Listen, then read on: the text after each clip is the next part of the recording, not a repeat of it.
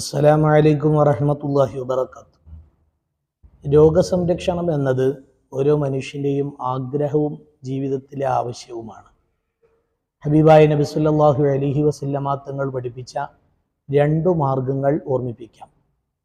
ഒന്ന്, ഉറക്കിൽ നിന്ന് എഴുന്നേറ്റാൽ ആദ്യം ചെയ്യേണ്ടത് രണ്ട് കൈകളും ശുദ്ധിയായി കഴുകുക. കൈയിൻ്റെ സഞ്ചാരം അറിയാത്തത് കൊണ്ട് തന്നെ അതിൽ അഴുക്കുണ്ടാവാനും ശരീരത്തിൽ അകത്തേക്ക് അത് കിടക്കാനുമൊക്കെ സാധ്യതയുണ്ട്.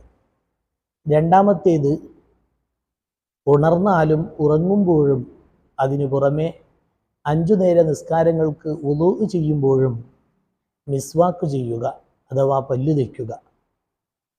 ഈ രണ്ട് രൂപങ്ങൾ സ്വീകരിക്കുകയാണെങ്കിൽ പല രോഗങ്ങളിൽ നിന്നും സംരക്ഷണമാണ്. അല്ലാഹു തആല രോഗങ്ങളിൽ നിന്ന് സംരക്ഷണം നൽകി അനുഗ്രഹിക്കുമാറാവട്ടെ.